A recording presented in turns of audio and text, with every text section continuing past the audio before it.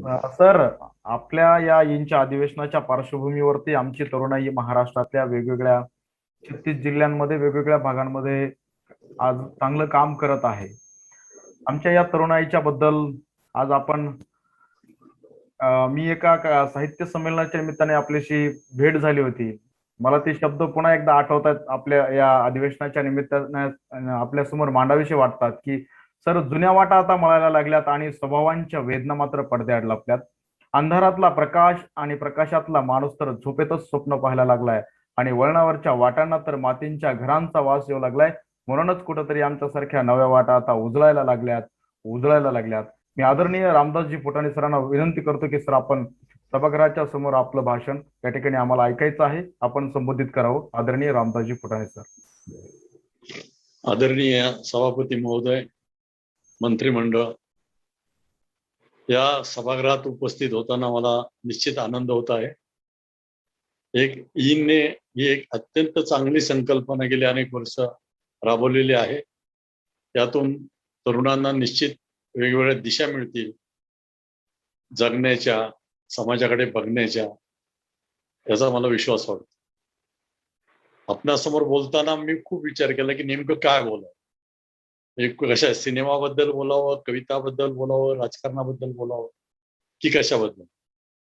परंतु ज्या अर्थी आपण हे सगळं मंत्रिमंडळ महाराष्ट्राचं प्रतिनिधित्व करत आहे, तेव्हा मला वाटतं की आपल्या युवकांच्या समोर जे अनेक प्रश्न आहेत त्या संदर्भात आपण बोलावं. आणि मी त्याला कवितेतून उत्तर नंतर देईल, आपण जसे प्रश्न विचाराल तसे त्यातून. परंतु एक महत्वाची गोष्ट की माझी जडणघडण ही अशी ग्रामीण भागातून झालेली, अशा गावात शिकलो की जिथे वीज नव्हती, टँकरने पाणी यायचं, 7वीची परीक्षा द्यायला कर्जतला जावं लागायचं, जामखेडला सेंटर नव्हतं, 11वीची परीक्षा द्यायला नगरला जावं लागायचं त्यावेळेस. आणि माझं अकॅडमिक शिक्षण सुद्धा 11वी पर्यंत झालेलं आहे. मी कधी कॉलेजमध्ये गेलो नाही.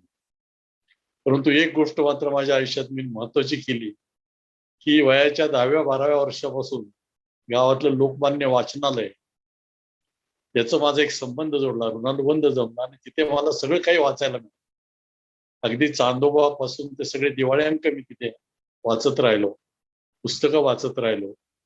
आणि त्या वाचन संस्कृतीचा माझ्या मनावर जो काही परिणाम घडला त्यातून मी घडत गेलो.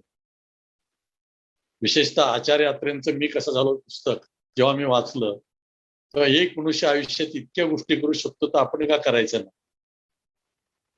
कॉलेजमध्ये जाण्यासारखी आर्थिक परिस्थिती नव्हती, म्हणून मी 1 वर्षाचा ड्रॉइंग टीचरचा जो डिप्लोमा असतो ते सर्टिफिकेट घेतलं. पुण्याच्या अभिनव कलामध्ये 60 साली मी DTC झालो. DTC त्यावेळेस ड्रॉइंग टीचर, PT टीचर आणि STC सेकंडरी टीचर असे 3 कोर्सेस होते 1-1 वर्षाचे. आणि रयत शिक्षण संस्थेच्या कानूर पठार येथे मी नोकरीला लागलो 61 साली. तेव्हा माझं वय 18 होतं, पगार 115 रुपये होता. 1962 पासून मी मुंबईत गेलो आणि तेथील गिरगावातील मारोडी विद्यालयात मला ड्रॉइंग टीचरची नोकरी मिळाली. आणि एकदम मी भारतातून इंडियात आलो.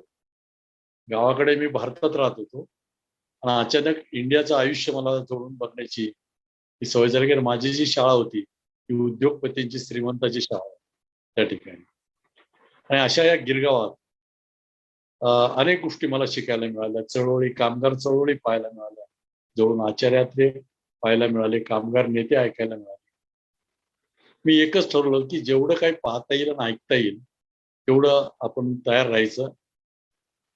जसं मर्ढेकरांची ओळख की वाकुदे बुद्धी समाजा तप्त पोलादा परी, तसं आपण लवचिक राहायचं. कुठलाही इजम आपल्यात चावून घ्यायचा नाही, अंगाला, डोक्याला, मेंदूला. पण कसं असतं की 12 वर्ष जर एखादा मनुष्य कम्युनिस्ट झाला, समाजवादी झाला किंवा तो शाखेत जाऊ लागला तर आयुष्यभर त्या विचारातून तो बाहेर येत नाही. कुठलाही इजम हे अंतिम उत्तर नसतं. तसा काळ बदलत जातो, तशी सामाजिक प्रश्नांची उत्तरही बदलत जातात त्या ठिकाणी. आणि म्हणून मी लवचिक राहण्याचा धोरण पहिल्यापासूनच घेतलं, म्हणजे नोकरी करत असतानाच. मग तिथे माझी दादा कोंडकेशी मैत्री झाली. त्यामुळे सोंगाड्या चित्रपटाचं मी प्रोडक्शन पाहिलं, नोकरी न सोडता. सोंगाड्या, एकटा जीव सदाशिव, हरे नाऱ्या हे सिनेमा शाळेतली नोकरी करता करता केले.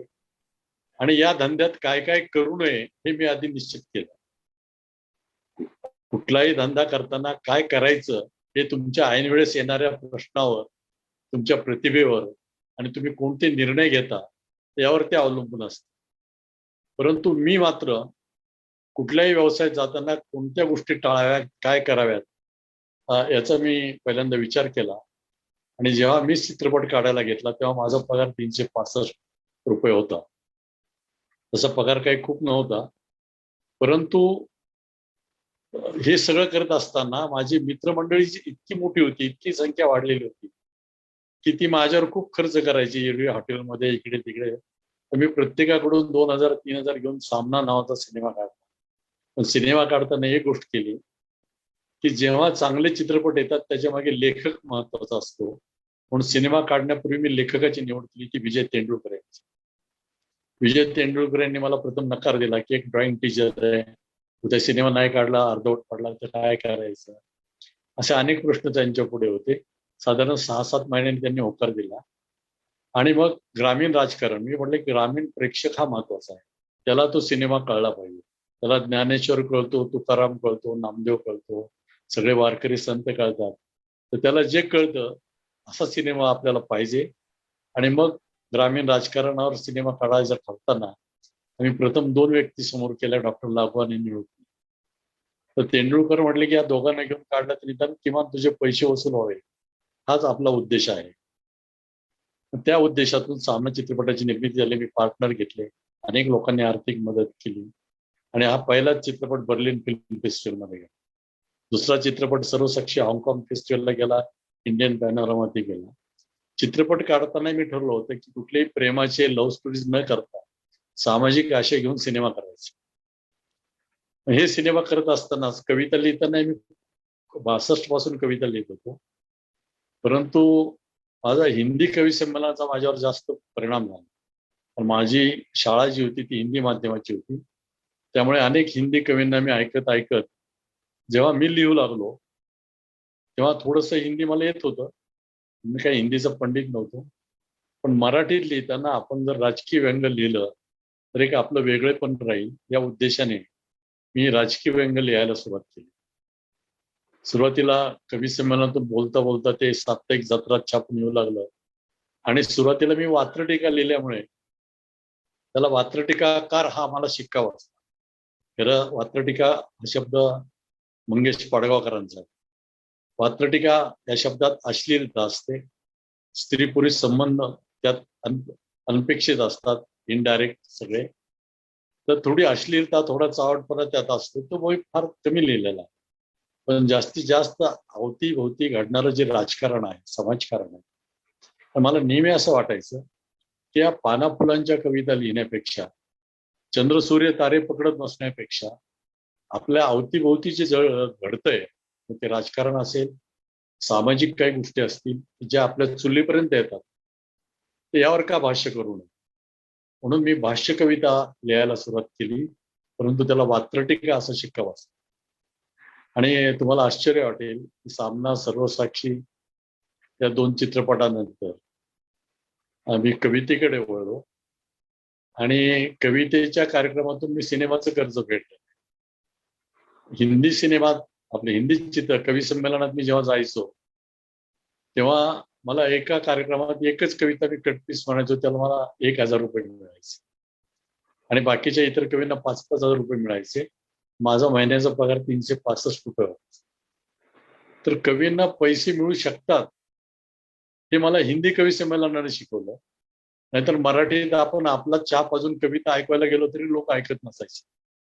उलट कवी आला की लोक दारा खिडकी लावून घ्यायचे, ते आता बोर करणार, वही काढणार आणि पिळत राहणार. मला असं वाटलं की आपण थोडस या मंचीय कविता ज्या असतात, जी वाट वसंत बापट, इंदिरा करंदीकर आणि मंगेश पाडगावकर यांनी सुरू केलेली होती. महाराष्ट्रात एक तर अखिल भारतीय कवी संमेलन किंवा हे तिघं जायचे त्या ठिकाणी होणार कवी संमेलन, वगळता एरवी कुठेच कवी संमेलन होत नव्हतं. त्याचा प्रारंभ मी 82 पासून सुरू केला. मी, माझ्यावर दया पवार होते, पमू शिंदे होते आणि आम्ही ठरवलं की ग्रामीण भागातील साहित्यिक विदर्भातील असतील, मराठवाड्यातील असतील, कोकणातील असतील, त्या सगळ्यांना मुंबई पुण्याला घेऊन यायचं. मुंबई पुण्याच्या ग्रामीण भागात घेऊन जायचं. आपल्याकडे काय होतं, आपण फार जगाच्या गप्पा मारतो, अमेरिकेच्या मारतो, जपानच्या मारतो, चीनच्या, पण कोकणातल्या माणसाने विदर्भ नीट पाहिलेला नसतो, विदर्भातल्या माणसाला मराठवाडा नीट माहीत नसतो. तर मला असं वाटलं की कवींचे सर्व आपला सगळा ग्रुप घेऊन, सगळे नवोदित कवी घेऊन आपण सगळीकडे हिंडूया. त्याच वेळेस माझा भारत कधी कधी माझा देश आहे हा कार्यक्रम 7 सप्टेंबर 86 ला सोलापूर पासून त्याची सुरुवात झाली. लोकांना ते आवडलं. निर्मल कुमार फडकुले म्हटले खूपच चांगलं मटेरियल यात आहे, तुम्ही जरा 1-1.5 तास बोला अजून, कारण ते लवकर संपल्यासारखं वाटतं. आणि माझ्या या कवितांच्या कार्यक्रमाला एका निर्मात्याने इतकी दाद दिली, जयसिंग चव्हाण होते मुंबईचे, की त्यांनी 11 ते 20 तारखा माझ्या बुक केल्या कार्यक्रमासाठी. आणि प्रत्येक महिन्यात ते 11 ते 20 मी भारत कधी कधी माझा देश आहे हा 1.5 तासाचा कार्यक्रम करायचो त्या ठिकाणी. आणि त्यातून मला नाव मिळत गेलं. असं नाव मिळालं होतं सामना चित्रपटामुळे. पण बर्लिनला आम्ही जाऊन आलो होतो, खिशात पैसे नसताना बर्लिनला गेलो होतो. ती कथा खूप मोठी, इथे मी सांगत बसत नाही. पण मला या मंत्रिमंडळापुढं एकच गोष्ट महत्वाची सांगायची, कारण तुमच्या हातात आता अनेक तरुणांचं भविष्य आहे, त्यामुळे की तुम्ही तुमच्या कामाशी प्रामाणिक असाल तर कुठली गोष्ट अशक्य नसते. फक्त त्या गोष्टीशी आपण प्रामाणिक पाहिजे त्या ठिकाणी. आणि मला ते यश मिळत गेलं ते याचमुळे. आणि सामना चित्रपट काढताना सुशील कुमार शिंदेंनी मदत केली, त्यांच्यामुळे विलासरावशी मैत्री झाली, विलासरावमुळे गोपीनाथ मुंडेंशी मैत्री झाली, सगळ्या राजकारणात बसणं उठणं सुरू झालं. पण मी जे लिहायचो ते सगळं यांच्या विरोधात लिहितो. दिल्लीत सत्ता काँग्रेसची होती, महाराष्ट्रातील सत्ता काँग्रेसची होती, आणि जे सत्तेवर आहेत त्यांच्याबद्दल लिहिलं, त्यांची विसंगती शोधणं हे व्यंगकाराचं काम असतं. त्यामुळे व्यंगकार, व्यंगकवी किंवा कुठलाही साहित्यिक हा कुठल्याही जातीचा, धर्माचा प्रतिनिधी असता कामा नये, तो कुठल्याही राजकीय पक्षाचा प्रतिनिधी असता कामा नये. मी प्रत्येक निवडणुकीत काँग्रेसचा प्रचार करायचो, पण प्रचार झाला की पुन्हा काँग्रेसच्या विरोधात टीका करायचो. आणि याची जाणीव शरद पवार साहेबांना होती, सुशील कुमारजींना होती. आणि त्यांनी अचानक 96 मध्ये जेव्हा युतीचं राज्य आलं, शिवसेना भाजपचं, तेव्हा माझ्या मनातही नव्हतं कधी आमदार होईल असं. कारण मी उलट जे लिहित होतो तेव्हा मला माहित आहे की अशा लेखनामुळे आपल्याला कधी पद्मश्री मिळणार नाही किंवा राजकीय पदवी मिळणार नाही राजकीय व्यंगाशी. पण असं मिळालं की मला न माहीत नसताना अचानक मला फोन आला शिंदे साहेबांचा की पवार साहेबांना भेटा आणि तुम्ही विधान परिषदेवर जाऊन फॉर्म भरा परिषदेसाठी. आमदार ओळखीचे नव्हते. पवार साहेब म्हटले तुमच्या डोक्याबाहेरचे, तुम्ही घरी बसा, मी बघतो. आणि एकही रुपया खर्च न करता त्या दोघांच्यामुळे मी आमदार झालो. 6 वर्ष विधान परिषदेत होतो. आणि समोर सगळे शिवसेनेचे माझे मित्र होते, भाजपचे मित्र होते, ज्यांच्या कार्यक्रमाला मी सतत जात होतो. सुधीर जोशी असो, प्रमोद नवलकर असो, मनोहर जोशी असो. आणि सभागृहात त्यांच्यावर आम्ही टीका करायचो आणि संध्याकाळी परत एकत्र बसायचो त्या ठिकाणी. एकच की राजकारणात जर राहायचं असेल तर कुठल्याही राजकीय विचाराचा द्वेष करता कामा नये, कुठल्याही राजकीय व्यक्तीचा द्वेष करता कामा नये. काही गोष्टी मी काय काय करू नये हे मी निश्चित केलं होतं. त्याच्यामुळे बाळासाहेब ठाकरेंचंही मला खूप प्रेम मिळालं. आणि मग माझा हा प्रवास सगळा सुरू झाला. तर या प्रवासातल्या छोट्या छोट्या ज्या गोष्टी आहेत, आता तुम्ही काय प्रश्न विचारता त्याला मी उत्तर देण्याचा प्रयत्न करतो. कारण मी एकदा बोलत बसलो तर 2-3 तासाची कथा आहे. सिनेमाची वेगळी आहे, साहित्य क्षेत्रातली वेगळी आहे, 12 वर्षाची ड्रॉइंग टीचरची नोकरी ती वेगळी आहे. तेव्हा मी जी निवडलेली क्षेत्र आहे त्या क्षेत्रामध्ये जे जे अनुभव आले, चित्रकलेचं क्षेत्र असेल, मी आता बॉम्बे आर्ट सोसायटीचा उपाध्यक्ष गेली 15 वर्ष, आणि जागतिक मराठी अकादमीचा 2002 पासून अध्यक्ष आहे. आणि शोध मराठी मानाचा या नावाने मी 18 संमेलन आतापर्यंत केलेली. हे खिशात पैसे नसताना, संस्थेकडे पैसे नसताना. पण मित्र इतके आहेत की प्रत्येक वेळेस एकाला सांगतो की अधिवेशन तुम्ही करायचं. आणि त्या पद्धतीने आपण 18 अधिवेशने केलेली. तुम्ही शोध मराठी मनाचा संमेलनातला एक समारोपाचा कार्यक्रम सर्वांनी पाहिला असेल. की पवार साहेबांची राज ठाकरे यांनी घेतलेली मुलाखत हा पुण्याच्या संमेलनाचा समारोप होता आणि 25,000च्या उपस्थितीत ती घेतली होती. आपण घडत जातं सगळं, फक्त तुम्ही एक ठेवा की आपल्याकडे ती जिद्द पाहिजे आणि काय काय करूनही निश्चित केलं पाहिजे. मग बऱ्याच गोष्टी तुमच्याशी बोलायच्या, परंतु तुमचं आता हे मंत्रिमंडळ मला काय काय विचारतं याच्यावरती अवलंबून आहे. धन्यवाद. मी या सभागृहाचा अध्यक्ष म्हणून आपणास विचारू इच्छितो की आपण महाविद्यालयात असताना म्हणजे महाविद्यालयीन शिक्षण घेत असताना आता आज आपल्या समोर सगळी तरुणाई आहे आणि त्यावेळेस सुचलेली वात्रटिका आम्हाला ऐकायची आहे. तुमची पहिली वात्रटिका असेल कदाचित ती, किंवा त्याच्या पुढची असेल. तर आम्हाला काही वात्रटिका पण या निमित्तानं राजकीय अनुसरून वात्रटिका आपल्याकडे ऐकायची आहे. नाही, राजकीय वात्रटिका मी तशा जास्त 82 नंतरच लिहिल्या. पण महाविद्यालयात कधी गेलो नाही. विद्यालयीन शिक्षण 1 वर्ष झालं ते अभिनव कला विद्यालयाचं त्यातलं. पण ज्या कविता, या भाष्य कविता असतात ना, विशेषतः वात्रटिका, राजकीय व्यंग्य कविता, यात शक्यतो त्या व्यक्तीचं नाव असू नये कुठल्याही, आणि त्यावर टीका तर केली, लोकांना तर ती कळली पाहिजे. अशा पद्धतीच्या वात्रटिका लिहिल्या तर सामाजिक प्रश्नही लिहिले खूप त्यावेळेसचे. आता या राजकीय वात्रटिका पुन्हा गेलं तर पुन्हा काँग्रेसवर टीका केल्यासारखं होईल जास्त. आणि भूतकाळात काँग्रेसचंच राज्य होतं, त्यामुळे त्यावेळेस त्यांच्यावरच टीका केलेल्या होत्या सगळ्या प्रकारच्या. पण मोठ्या कविताही खूप लिहिलेल्या होत्या त्या ठिकाणी. तर वात्रटिका हा शब्द म्हणजे भाष्य कविता असतातला. तर एक आहे, महाभारत काळात सोन्याचे मुकुट होते, नंतर राजा महाराजांचे फेटे आले, नंतर छत्रपतींचा जेरेटोप आला, नंतर पेशव्यांची पगडी आली, नंतर ब्रिटिशांची काळी हॅट आली, नंतर काँग्रेसची पांढरी टोपी आली, नंतर व्हीपी सिंगची फरकॅप आली, नंतर चंद्रशेखरची दाढी आली, नंतर नरसिंहरावजीचं उपकरण आलं. डोक्यावर किंवा गळ्यात काय ठेवायचं त्याचं मटेरियल चेंज झाला. पॉवर टेंडन्सीत काडीचाही बदल झाला. सत्ता असते, तिला स्थळाची, काळाची, जातीची आणि धर्माची मर्यादा नसते. एकदा माणूस सत्तेवर गेला की त्याच्या अस्तित्वासाठी तो जे जे खेळ करतो ते जगात सगळीकडे सारखे असतात. अमेरिकेत तोच खेळ आहे, जपानमध्ये तोच खेळ आहे, भारतातही तोच खेळ आहे. गावागावात भगत, गावागावात देवदेवस्की आहे. गावागावात भगत, गावागावात देवदेवस्की आहे. गावागावात क्लिंटन, गावागावात मोनिका लेविन्स्की आहे. प्रत्येकाची मोनिका वेगळी, मोनिकाचा क्लिंटन वेगळा. हा विजांचा कडकडाट, ढगाढगांची ईर्ष्या असते. विजांचा कडकडाट, ढगाढगांची ईर्ष्या असते. पावसाची धार, चौफुल्याला वरखा, मलबार हिलला वर्षा असते. वर्षा म्हटलं काय, वर्षा मटेरियल मध्ये काय करत. तेव्हा राजकारणात जे जसे दिसतात तसे असतीलच सांगता येत नाही. राजकारणातली संन्यासिनी असतेच असं नाही, तसं राजकारणातला आचार्य असतो असं नाही, किंवा राजकारणात कुणी दाढी वाढवली म्हणजे तो फार विचारवंत दिसतो असं काहीच नाही त्या ठिकाणी. तर त्या परवा म्हणजे 40 वर्षापासून आतापर्यंतच्या वात्रटिकांचा एक वेगळाच कार्यक्रम होईल. मला वाटतं आणखी काही दुसरा प्रश्न आपण विचारू. या ठिकाणी आमचे आरोग्य मंत्री आहेत आकाश शिवराळे, ते विचारतील तरुणाईच्या संदर्भातले काही.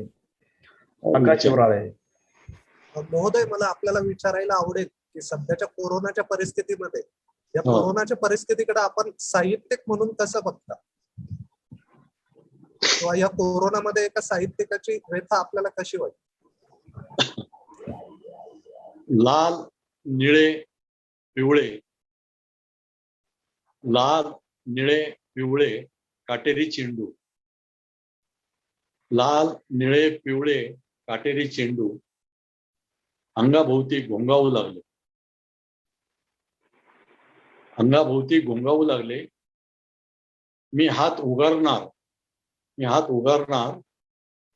तोच त्या काटेरी चेंडूंना काटेरी हात फुटले. लाल काटेरी, निळे काटेरी, पिवळे काटेरी, हिरवे काटेरी, केसरी काटेरी. त्या काटेरी हातांनी मला अलगद उचलले आणि एका उंच झाडाच्या शेंड्यावर फेकलं. मी कळवळलो. तोच त्यातला एक मोठा काटेरी चेंडू म्हणाला, बोल बोल या झाडावरचे पक्षी कुठे गेले?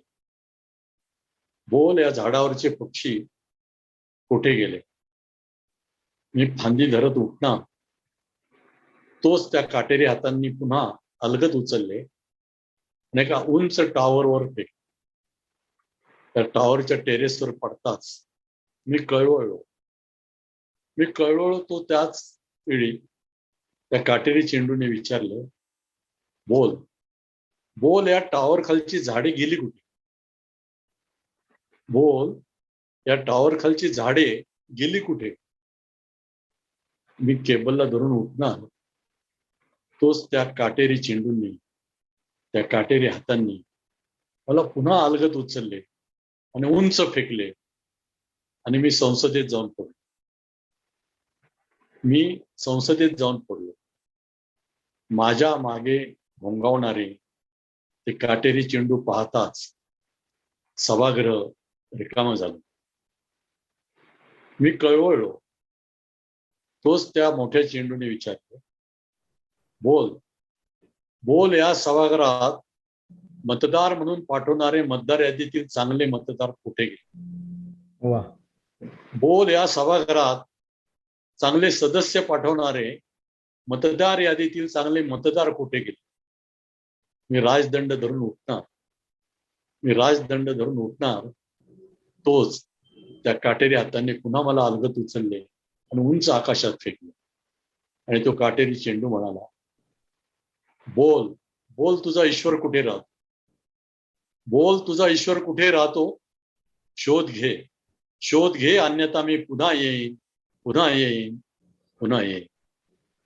अतिशय सुंदर सर. आमच्या हो. सगळ्या सभागृहातील सदस्यांना भावलेले हे तुमचं शब्दरचना. त्यानंतर मी आमच्या पौर्णिमा पवार सांगलीच्या मंत्री आहेत, त्यांना विनंती करतो की त्यांना म्हणजे सभागृहातील सदस्य म्हणून त्यांना सांगू इच्छितो की आपण फुटाणे सरांना या विषयाला अनुसरून, सभागृहाला अनुसरून आपण प्रश्न विचारावा. पौर्णिमा पवार.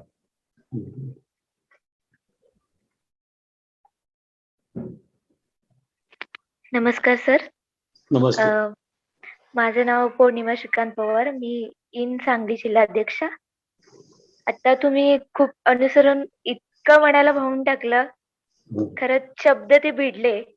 आणि तुम्ही जी भाष्य कविता म्हणालात हो. त्याबद्दल आणखीन नवीन समाजकार्यातून, त्याच्यातून आता कोरोनाच्या काळात आपण कशी तयार करू त्याच्याबद्दल सर सांगा. नवीन काळात परत प्रश्न करा शेवटचा. कोरोना काळामध्ये आमच्या नवीन काही या संदर्भात शब्दरचना आपली आहे का, या कोरोना काळाला जोडून? कोरोना काळाला धरून माझ्याकडे तशा खूप शब्द कळा तशा आहेत. तर त्यातली एक ऐकायचं आम्हाला. घरीच राहिल्यामुळे काय झालं की लोक वाचायला लागली पुस्तकं, संगीत ऐकायला लागले. तर वाचणारे डोळे दिले, ऐकणारे कान दिले आणि एका अदृश्य करुणाने जगण्याचे भान दिले. कोरोनाने जगण्याचे भान दिले. उदयाच्या मस्तीबरोबरच अस्ताची जाणीव होती आणि जाता जाता कळलं सृष्टी सत्य शिव सुंदर होती. त्या कोरोनाच्या काळात मृत्यूच्या सावलीत जेव्हा माणूस राहतो आणि जेव्हा व्हेंटिलेटर मध्ये असतो, तेव्हा त्याला कळतं की ज्या ज्या गोष्टीसाठी आपण आयुष्यावर पळत होतो त्या किती क्षुद्र होत्या, किती क्षुल्लक होत्या. कशासाठी एवढं आपण पळालो या ठिकाणी. तुम्हाला माहिती की या कोरोनाच्या काळात सगळे सलून बंद होते, डोक्यावरचे केस खूप वाढलेले होते आणि अचानक सरकारने सांगितले की सलून उघडणार म्हणताच डोकं म्हणालं चल तिकडे जाऊ. मी सलून मध्ये गेलो त्या ठिकाणी. तर त्यावेळेस बातम्या चालू होत्या त्या सलून मध्ये, टीव्हीवर. देशाचा GDP हळूहळू मंद झाला. देशाचा जीडीपी हळूहळू मंद झाला आणि डोईचा ग्रोथ रेट पाहून सलूनलाही आनंद झाला. तर तज्ज्ञांनी विंचरलं तरी गुंता काही सुटत नाही. अर्थतज्ञांची भाषणं मी 50 वर्ष ऐकतो. जे अर्थव्यवस्थेचं व्हायचं तेच होतं. तज्ज्ञांनी विंचरलं तरी गुंता काही सुटत नाही. बजेटला कात्री लावणं सरकारला काहीच सुटत नाही. वा. तर विरोधकांच्या हातात नेहमीच वस्तारा आणि दरवर्षीची बोंब, पॅकेज तेवढं निस्तारा. एकदम सुंदर सर. सलून मधून मी घरी आलो. सलून मध्ये घरी आलो आणि आरशासमोर उभं राहिलं तर त्या आरशाने मला अगोदर ओळखलंच नाही. पण गेले 6 महिने त्याने ज्या पद्धतीचा चेहरा पाहायची सवय आरशाला झाली होती, केस कापून आल्यामुळे त्याने एकदम तो दचकला आरसा. तर डोकं म्हणाला चल सलून मध्ये जाऊ. सलून मधून घरी येताच आरसा म्हणाला 8 दिवसांनी भेटला भाऊ. तेव्हा मी दचकलो. म्हणालो दिवसभर तू डाव्याचं उजवं दाखवलंस, उजव्याचं डावं दाखवलंस. आपण आरशात पाहतो आपला डावा डोळा हा उजवा असतो, उजवा डोळा हा डावा असतो. मी आरसा उलट दाखवतो. तेव्हा मी आरशाला म्हणालो दिवसभर तू डाव्याचं उजवं आणि उजव्याचं डावं दाखवलंस. दिवसभर मी ते खरं मानलं आणि उजवं सुद्धा डावच होतं हे आस्तापूर्वी जाणलं. वा. शेवटी आस्ताच्या वेळेस कळतं, मृत्यूच्या सावलीत कळतं की नेमकं उजवं काय होतं आणि नेमकं डावं काय होतं. बऱ्याच वेळा काय होतं की अनेक लोकांच्या डोक्यात तशी खूप हवा असते. विशेषतः आमचे साहित्य संमेलनाचे अध्यक्ष आहेत त्यांच्या डोक्यात खूप असतं की त्यांना असं वाटतं की माझं अध्यक्षीय भाषण म्हणजे जगातलं अंतिम तत्वज्ञान, जगातलं सगळं काय मला कळतं म्हणून ते अध्यक्षीय भाषण करतात. या संदर्भातली एक कोरोनाची कविता आहे की सिलेंडर वरचा कोरोना नळीवरच्या कोरोनाला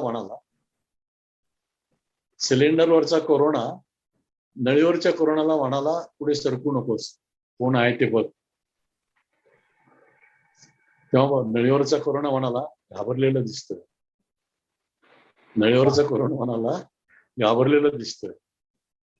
तर सिलेंडरवरचा कोरोना म्हणाला नाव वाच.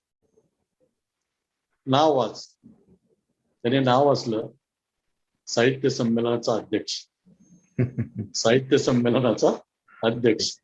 तेव्हा सिलेंडरवरचा कोरोना म्हणाला दे याला सोडून, नको आज जाऊ. पुढचा म्हणाला का, याने काय केले असं. अरे त्याला सोडून दे बाबा, त्याला कळू दे ते अध्यक्षीय भाषण आणि जगणं त्यात खूप अंतर असतं. तेव्हा अशा ह्या करुणाच्या भाष्य कविता खूप आहेत. आता ते प्रत्येक पाठ पाहिजे किंवा कारण अजून कवी संमेलनात जायला सुरुवात नाही केली, ते होईल आपोआप पाठ. कारण मी कवी संमेलनात कधी कागद घेत नाही. आताही माझ्या पुढे कागद वगैरे काही नाही घेऊन बसलो. मला इंचे लोक जे विचारतील ते त्यांना उत्तर द्यायची या सभागृहात. आमचे उपसभापती आहेत अनिकेतजी मोरे.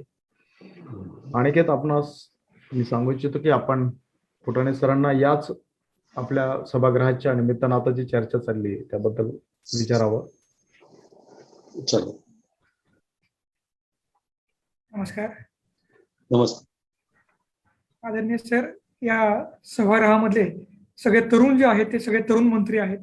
महाराष्ट्राला एक दिशा देणारे तरुण मंत्री आहेत आणि या मंत्र्यांना तुमच्याकडून एक आजचे तरुण आणि येणाऱ्या काळामध्ये खऱ्या राजकारणामध्ये होऊ घातलेले सगळे हे प्रत्येक ठिकाणचे पंचायत समिती, जिल्हा परिषद, आमदारकी असेल, लोकसभा असेल, सगळ्या टप्प्यांवर जाणारे हे सगळे मंत्रीगण आहेत. तुमच्याकडून एक कविता त्यांना ऐकायला आवडेल की तरुण आणि राजकारणामध्ये येऊ पाहतोय, कशा पद्धतीने त्यावेळेला तुम्ही सांगा. आता एक तर राजकारणात आपल्याला यायचं असेल पहिल्यांदा तर प्रथम तुमचं वाचन चांगलं पाहिजे. तुम्ही शाहू महाराज, फुले, आंबेडकर, सावरकर सगळे वाचा, मार्क्स वाचा. साधारण जगातली अर्थव्यवस्था ती वाचून घ्या. आणि या देशामध्ये 80% लोक ग्रामीण भागात राहतात. त्यांचे प्रश्न वेगळे आणि संपूर्ण देशाचे वेगळे.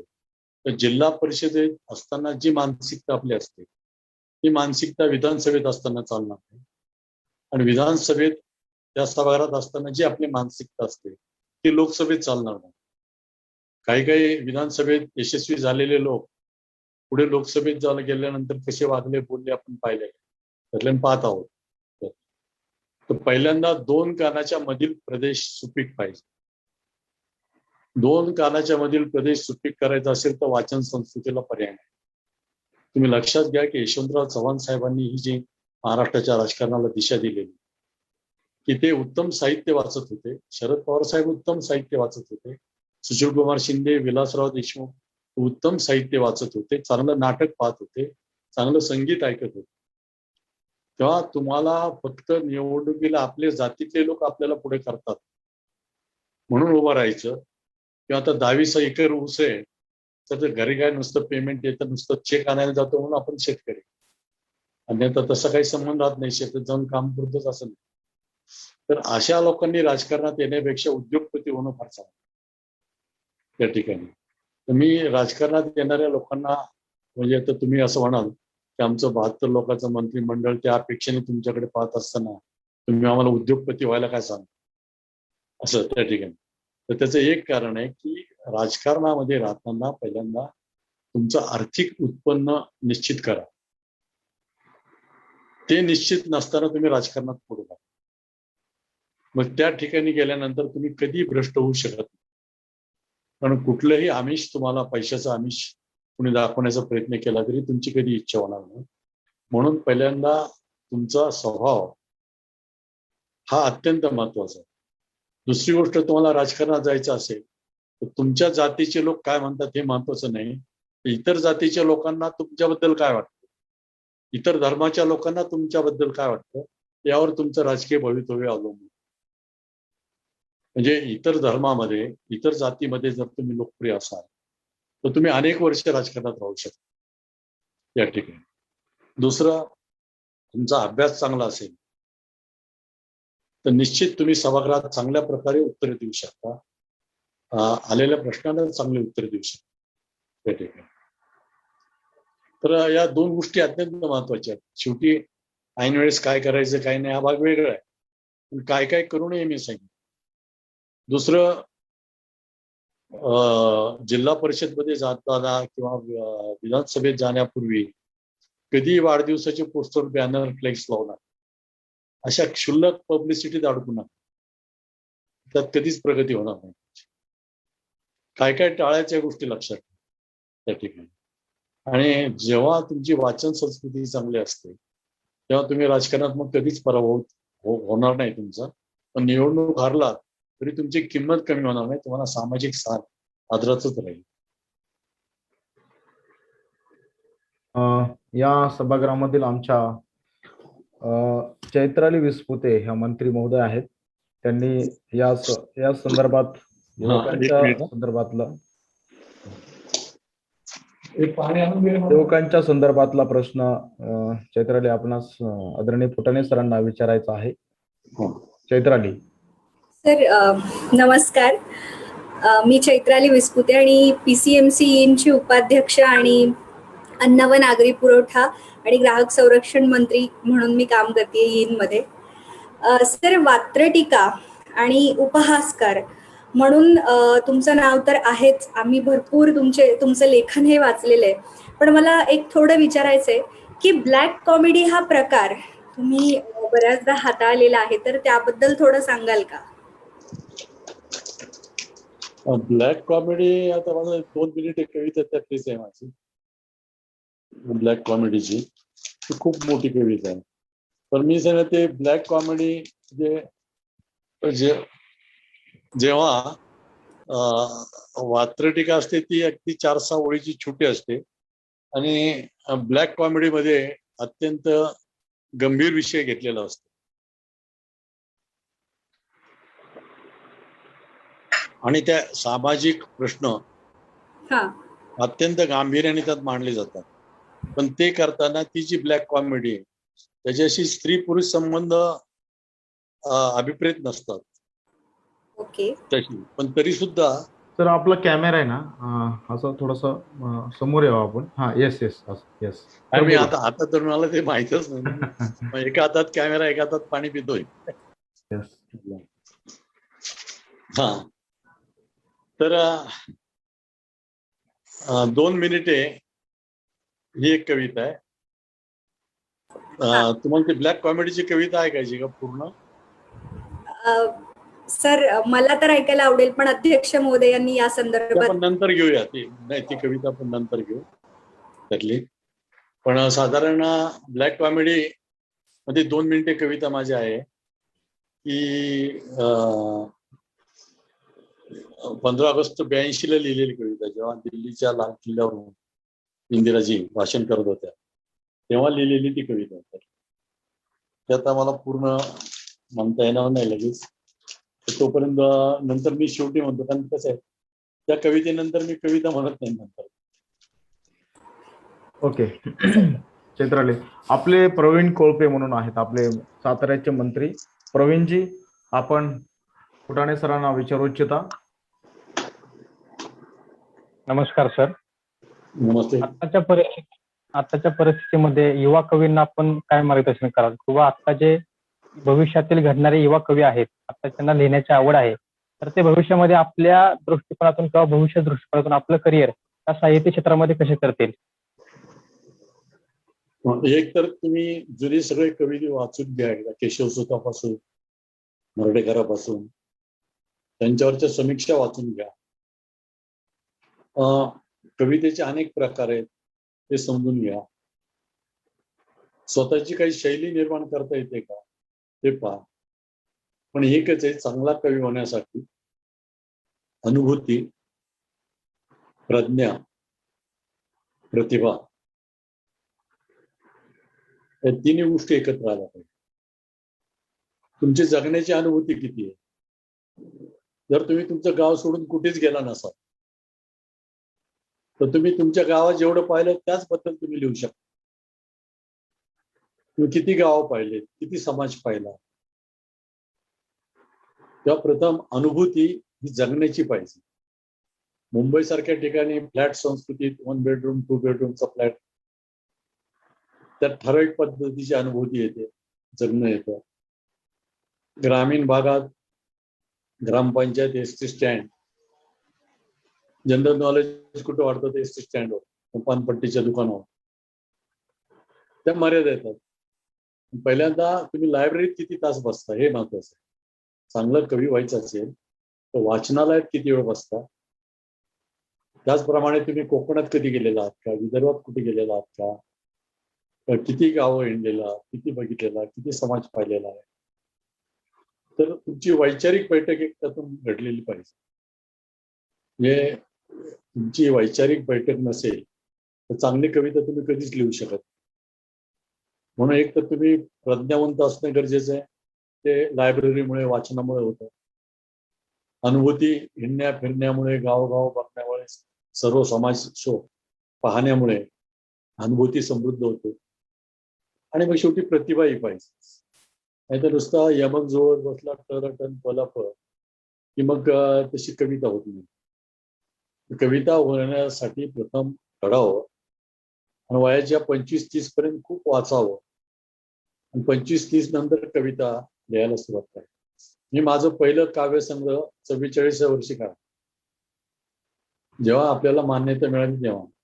आता अलीकडे काय झालंय की कुणाकडे 10,000-20,000 रुपये असतात, ते कविता संग्रह काढतात.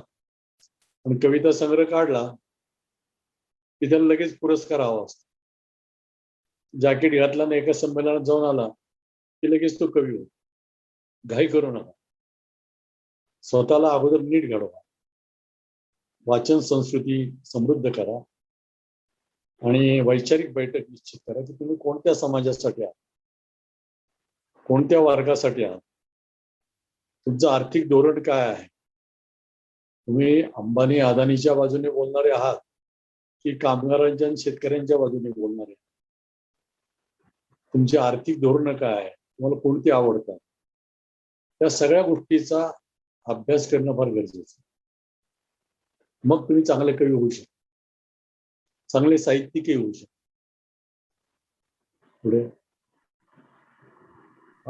यानंतर आमचे दुसरे जे मंत्री आहेत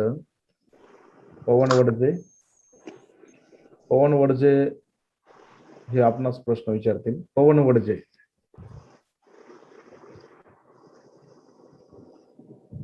कोण बोलतो?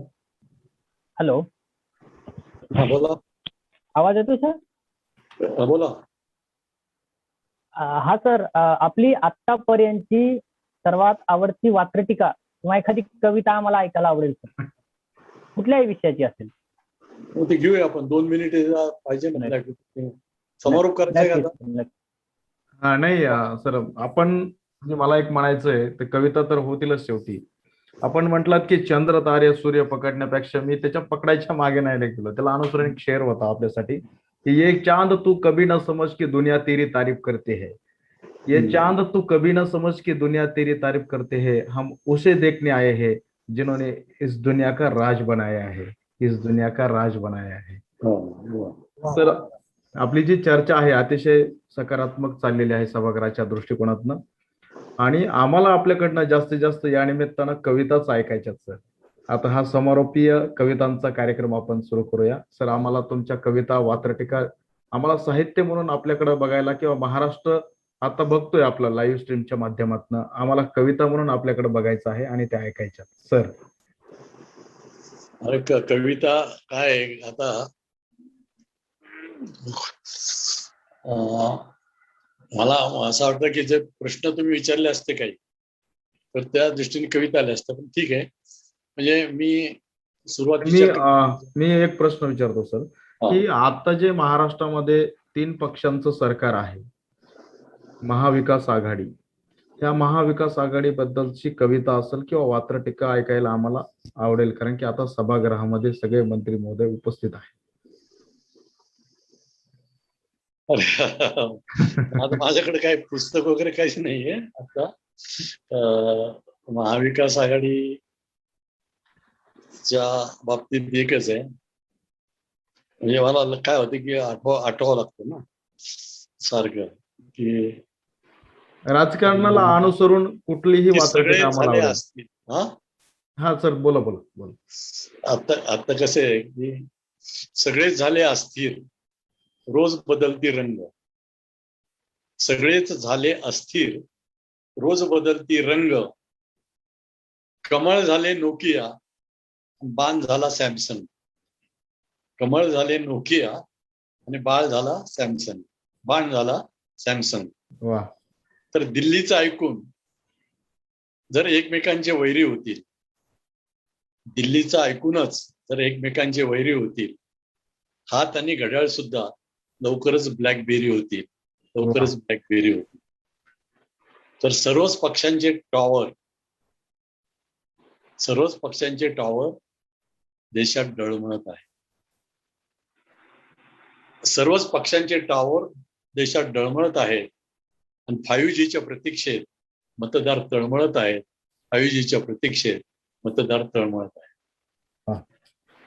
तेव्हा हे असं चालूच असतं त्या ठिकाणी. आणि मग यांच्याकडे आपण व्यंग म्हणून कधी बघतो की छोटा भाई म्हणाला,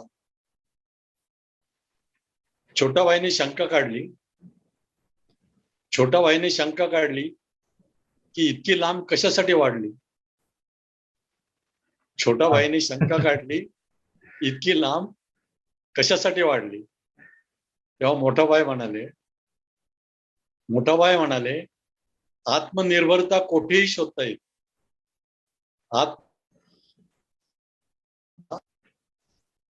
येते.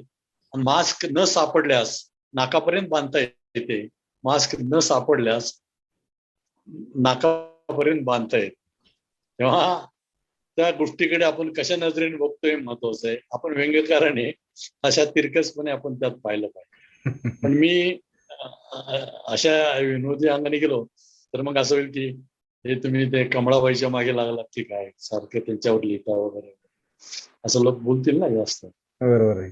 किंवा हाताने घड्याळ, कारण असं आहे की आपल्याला ही जी सगळी आपलं मंत्रिमंडळ आहे, हे मंत्रिमंडळ आज ईंच्या साम्राज्यात असलं तरी उद्या यातला कोण कोणत्या पक्षात जाईल सांगता येत. बरोबर आहे. फॉर्म भरताना सुद्धा पक्ष बदललेला असतो त्या ठिकाणी. तेव्हा तर एक- म्हणून मी आमच्या या मंत्रिमंडळाला काय सांगतो की आपली वैचारिक बैठक ही अर्थकारणाशी निगडीत असावी आणि ती मजबूत असावी. मग बाकी हे सगळं करता येते. कारण कसं आहे की अष्टगंधाची पुडी आणि तुळशीची माळ, अष्टगंधाची पुडी आणि तुळशीची माळ पर्समध्ये टाकत मुक्त अर्थव्यवस्था म्हणाली की चंद्रभागेपासून नायगाऱ्यापर्यंत विदेश यात्रा करू शकते. चंद्रभागेपासून नायगाऱ्यापर्यंत विदेश यात्रा करू शकते. कानोपात्रा, मी तुला क्लिओपात्रा करू शकते. मुक्त अर्थव्यवस्थेच्या गळ्यात हात टाकीत हवाला म्हणाला, मुक्त अर्थव्यवस्थेच्या गळ्यात हात टाकीत हवाला म्हणाला, डेटिंगला येतेस, डेटिंगला येतेस, तेव्हा अंगावरील शेअर्स खाली उतरवी व्यवस्था म्हणाली, अंगावरील शेअर्स खाली उतरवीत व्यवस्था म्हणाली की या गांधीवादी विचाराचा विनाकारण त्रागा आहे. गांधीवादी विचाराचा विनाकारण त्रागा आहे आणि लोकसभेच्या बेडवर आपल्यासाठीच जागा आहे, लोकसभेच्या बेडवर आपल्यासाठीच जागा आहे. तर या मुक्त अर्थव्यवस्थेत हा समाज कसा उभा राहील? शेवटी कसं आहे की आपण ज्या समाजातून येतो त्याची आपली एक बांधिलकी आहे. मग हा सगळा बहुजन समाज जो ग्रामीण भागातला आहे त्याचं अर्थकारण कसं असेल याचा आपण विचार करण्याची गरज आहे. 30-40 वर्षापूर्वी किंवा 70 वर्षापूर्वी दुसऱ्या देशातून किंवा दुसऱ्या प्रांतातून आपल्या गावात आलेले लोक व्यापार करून स्थिर झाले. उत्तम शेती सुद्धा त्यांचीच आहे. मग भूमिपुत्र असे, कारण हा बहुजन समाज जोपर्यंत हा जाती जातीत विखुरलेला आहे तोपर्यंत तो प्रत्येक निवडणुकीत एकमेकाचा शत्रू म्हणून उभा राहतो. संयुक्त महाराष्ट्र समितीच्या चळवळीत सगळे मराठी एकत्र, शाहीर अण्णाभाऊ साठे, शाहीर अमर शेख, SM जोशी, आचार्य आत्रे यांच्यापासून आमच्या केशवराव धोंडगेंच्या पर्यंत सर्व समाज एक झाला होता. कुणी कोणाची जात पाहिली नाही, धर्म पाहिला आणि संयुक्त महाराष्ट्रासाठी एकत्र उभा आहे. आज प्रत्येक जात म्हणजे जसं काय परमेश्वराने माझ्या जातीला फुरसतीत तयार केलं, इतर जातीचे लोक खेळता खेळता खाली पाठवले, अशा आविर्भावात तरुण वागतात. प्रत्येक जातीचा मोरक्या विधान परिचय घेतला त्या लोकांना वाटतं त्याच्या जातीचे प्रश्न सुटले. डोक्यातली पहिल्यांदा जात काढली, पण दुर्दैवाने ती जात नाही.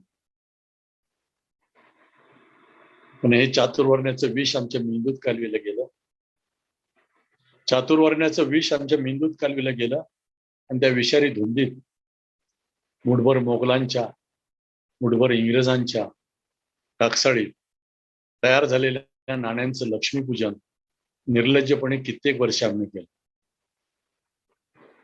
जातीभेदाच्या खडकावर सर्व धर्मसभाभावाचं वृक्षारोपण, जातीभेदाच्या खडकावर सर्व धर्मसभाभावाचं वृक्षारोपण झालं आणि फळाची अपेक्षा करीत असतानाच त्या खडकानंच धर्मांतर केलं. तर उद्याच्या अंधाराला सांगेल भविष्य काळ, उद्याच्या अंधाराला सांगेल भविष्य काळ, भारताती कधी कधी उगवत होती सकाळ, भारताती कधी कधी उगवत होती सकाळ. जर दाखल्यावरची जात काढली नाही आणि येत्या 15 वर्षात किंवा 20 वर्षात धरा सगळी आरक्षणं संपली नाही तर हा समाज एकसंघ कधीच राहणार. आणि मग कुठला भविष्यकाळ आपल्या दारात येणार? आपले आर्थिक प्रश्न, जात आणि धर्म हे आपले प्रश्न नाहीये. आपला आर्थिक विकास हा महत्वाचा आणि आर्थिक विकासासाठी हा सगळा समाज जो ज्ञानेश्वर, नामदेव, तुकाराम महाराजांनी एकत्र जोडला, ज्या वारकरी संप्रदायाने एकत्र जोडला, तो समाज असं एकत्र ठेवण्याची नैतिक जबाबदारी आपल्या प्रत्येकावर आहे. आणि मला खात्री आहे की इंचं मंत्रिमंडळ त्याच दिशेने इथून पुढचं पाऊल टाकत राहील. हा समाज जोडण्याचं काम करेल. राजकारणाला समाजकारणाची जोड देईल, समाजकारणाला जास्त महत्व देईल. राजकारण ते असतंच, शेवटी निवडणुका येतात ते त्याच्या पद्धतीने चालतच असत. पण तुमची सामाजिक बांधिलकी आपण किती महत्वाची मानतो याच्यावर हे सर्व अवलंबून आहे. आणि या देशाचा भविष्यकाळ सुद्धा त्यात अवलंबून आहे. ईश्वराने जाती निर्माण केल्या दोनच, एक्स वाय. बाकी सगळे धर्म ईश्वर निगडीत नाही. जाती आपणच तयार केल्या मनुस्मृतीनंतर. पण आहे काय, वास्तव काय? करोडो वर्षाच्या पृथ्वीवर आपण येतो 70-80 वर्षासाठी. अक्कल येते वयाच्या 50व्या वर्षी. अक्कल येते तेव्हा ब्लड प्रेशर येतं, डायबिटीस येतं. शेवटच्या ओव्हर फास्ट खेळताना कधी विकेट जाईल त्याचा भरोसा नाही. तरी आपण बोलतो किती.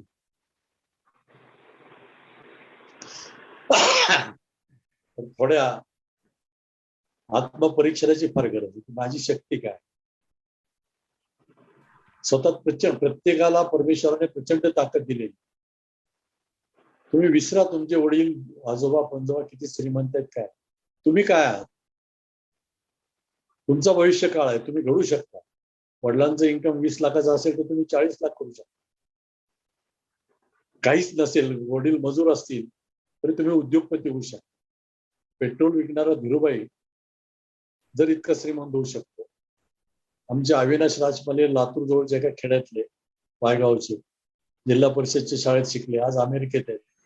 800 अमेरिकन हाताखाली काम करतात. मराठी माध्यमात शिकलेली पोरं आहेत, जगात जास्त आहेत. दिशा ठरवा तुम्ही, आपण कशासाठी जगत आहोत आणि कुणासाठी जगत. निश्चित तुमचा भविष्यकाळ उज्ज्वल आहे असं मला वाटतं. ईदला माझ्या हार्दिक शुभेच्छा. तर एक प्रश्न शेवटी होता. आमच्या सृष्टी मोरे आमच्या मंत्री आहेत. सृष्टी मोरे, आपण सरांना प्रश्न विचारावा.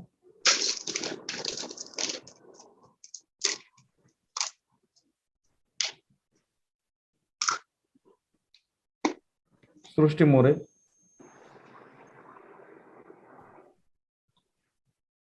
तत्पूर्वी सर, जाता जाता एखादी आहेत का सृष्टी? तर जाता जाता एखादी चांगली आम्हाला वात्रटिका ऐकायला आवडेल आणि त्या वात्रटिकेने समारोप होईल. आम्हाला आदरणीय पवार साहेबांबद्दल एक तुम्हाला भावलेली किंवा महाराष्ट्राला भावलेली एक वात्रटिका या सभागृहाच्या निमित्तानं ऐकायला आवडेल. मग त्यात एखाद्या व्यक्तीचं नाव येतं राजकारणात, पण जनरल घेतो. मग जनरल घ्या. हा, म्हणजे जनरल घ्या आणि या सभागृहामध्ये सगळे उत्साही वातावरण होईल अशी जनरल एखादी तुमच्या पद्धतीनं. मी यासाठी ती घेत नाही ना, कारण काय कुठल्याही राजकीय व्यक्तीचं नाव येतं त्या. बरोबर आहे. आपण जनरल बोलूया. हा, जनरल एखादी वात्रटिका ऐकायला आवडेल. म्हणजे जनरल घेऊया आपण आणि समारोप करतो. Yes yes. कारण मला आता इतक्या वेळ मी आज पहिल्यांदा बोललो इतक्या वेळ. डायबिटीस आहे ना परत. Okay okay. नाही, ह्या वात्रटिकेने किंवा ह्या कवितेने आपला समारोप होईल. त्याच्यानंतर आभार होतील. हो चालेल, एक मिनिट.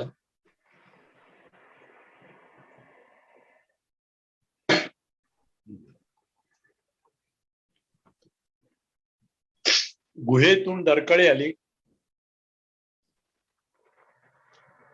गुहेतून डरकळी आली, 50% धनुष्य 50% बाण.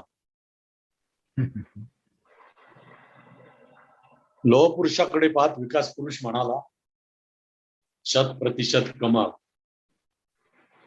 100% कमाल. मूठ आवळीत पदर म्हणाला, 101% पंजाब. गजर करीत काटे म्हणाले 112% घड्याळ. 112% घड्याळ. बाबांची लेकरे म्हणाली 200% हत्ती. 200% हत्ती. ढगा आडून तारा म्हणाला 786% चांद. 786% चांद. टक्क्यावर सर्व आले. टक्क्यावर सर्व आले आणि आपापल्या जातीचा गर्व झाले. दादा म्हणाला वर्गणी काढा. भाई म्हणाला खंडणी काढा. डॉक्टर म्हणाले कपडे काढा. रिपोर्ट म्हणाला हिमोग्लोबिन कुठे आहे. हिमोग्लोबिन कुठे आहे. तेव्हा हिमोग्लोबिन हरवल्याची तक्रार घेऊन मी पोलीस स्टेशनवर गेलो तर तिथे एक महात्मा उभा चरखा हरवल्याची तक्रार घेऊन. हिमोग्लोबिन हरवल्याची तक्रार घेऊन मी पोलीस स्टेशनवर गेलो तर तिथे एक महात्मा उभा चरखा हरवल्याची तक्रार घेऊन. पोलीस पावती विचारत होते चरखा खरेदी केल्याची. पोलीस पावती विचारत होते चरखा खरेदी केल्याची. एक हवालदार जवळ आला, म्हणाला हिमोग्लोबिनचा तपास कसा लागेल. हिमोग्लोबिनचा तपास कसा लागेल. प्रथम रक्त होतं हे सिद्ध करावं लागेल. प्रथम रक्त होतं हे सिद्ध करावं लागेल. बाजारात पिण्याच्या पाण्याची बाटली 12 रुपयाला आहे. दूध त्याहीपेक्षा स्वस्त आहे. रक्त त्याहीपेक्षा स्वस्त आहे. तुम्हाला कोणतं रक्त हवं. हिरवं, केसरी का निळं. हिरव्या रंगाचं रक्त बाजारात भरपूर उपलब्ध आहे. केसरी रंगाचं रक्त बाजारात भरपूर उपलब्ध आहे. निळ्या रंगाचं रक्त बाजारात भरपूर उपलब्ध आहे. फक्त लाल रंगाचं रक्त संपलंय ही या देशाची शोकांतिका आहे. म्हणून आपण सर्वांनी त्या लाल रक्ताच्या शोधात हिंडलं पाहिजे आणि नवा भारत घडवला पाहिजे. आणि मला खात्री की आमची ही तरुणाई निश्चित या दिशेने मार्गक्रमण करेल. तर सभागृहाच्या वतीनं खूप छान असं शेवट समारोप केला. आम्हाला प्रेरणा दिली. आमच्या टीमनं राज्यभर रक्तदान शिबिरं करून कोरोना काळामध्ये जिल्हा प्रशासन आणि शासकीय रक्तपेढीच्या माध्यमातून रक्तदान शिबिराचं आयोजन केलं. आणि आमची टीम महाराष्ट्रभर 36 जिल्ह्यामध्ये 3600 व्हॉलेंटियर म्हणून जिल्हाधिकाऱ्यांच्या सोबत आज काम करत आहे कोरोनाच्या संदर्भात. या कार्यक्रमाच्या समारोपाकडे जात असताना आमचे सहकारी बोलच. मला एक विनंती करायची राहिली की पवार साहेबांनी स्थापन केलेले जागतिक मराठी अकादमी तिचं मी अध्यक्ष झाल्यानंतरची संमेलन घेतली. तर मी असं ठरवलं होतं की साहित्य संमेलनासारखं नको, नाट्य संमेलनासारखं नको, ऐकणारे कोण असावेत. मला असं वाटलं की ऐकणारे महाविद्यालयीन विद्यार्थी असावेत आणि बोलणारे कोण असावेत तर जगातले वेगवेगळ्या क्षेत्रातले कर्तृत्ववान लोक असावेत. त्यांनी त्यांचे अनुभव सांगावेत आणि तरुणांनी ऐकावेत. आणि मग ते शोध मराठी मनाचा या नावाचं मी शीर्षक देऊन सुरू केलेलं आहे संमेलन. बरोबर. मला खात्री आहे की तुमचं मंत्रिमंडळ मी त्यांना जानेवारी 22 मध्ये निमंत्रित करेन सगळ्यांना 2-3 दिवस. शक्यतो पुण्यातच असेल ते कुठेतरी त्यावेळेस आणि इंचं सहकार्य मी घेईन त्यावेळेस. एवढ्या या तरुणांसाठी आपल्याला काहीतरी विचार मांडायचे. ते मांडणारे वेगवेगळ्या क्षेत्रातले असे सामर्थ्यवान लोक असावेत. काही अमेरिकेचे आहेत, काही ऑस्ट्रेलियाचे आहेत, युरोपमधील आहेत, काही भारतातलेही आहेत त्या ठिकाणी. कारण आपल्या या पोरांना 90% पोरांना सरकारी नोकऱ्या मिळणार नाही. जरी पुण्यात राहून MPSC केलं आणि UPSC केलं तर अर्ज लिहिण्यातच यांची ताकद वाया जाणार आहे. तर जगण्याचे कोणते 3 पर्याय त्यांनी शोधून ठेवले पाहिजे. जसं मी ड्रॉइंग टीचर होतो ते सोडून दिलं, सिनेमात आलो तो सोडून दिलं, कविताचे कार्यक्रम केले ते सोडून दिलं, राजकारणात. आयुष्य एकदाच येतं. फार पुनर्जन्म होऊन पुढच्या जन्मात वाघ सिंह होणार असाल अशी कल्पना काही करू नका. जन्म एकदाच येतो, तो कारणे लावायचा असेल तर सरकारी नोकऱ्या मिळणं अशक्य आहे. 90% पोरांना जगण्याच्या वेगवेगळ्या ज्या मार्गांना त्यांचा शोध घ्यावा लागेल, जावं लागेल, ती तयारी ठेवा. अन्यथा मग सगळं ज्ञान काहीच कामाचं राहत नाही. ते मला सांगायचं महत्वाचं राहिलं. धन्यवाद.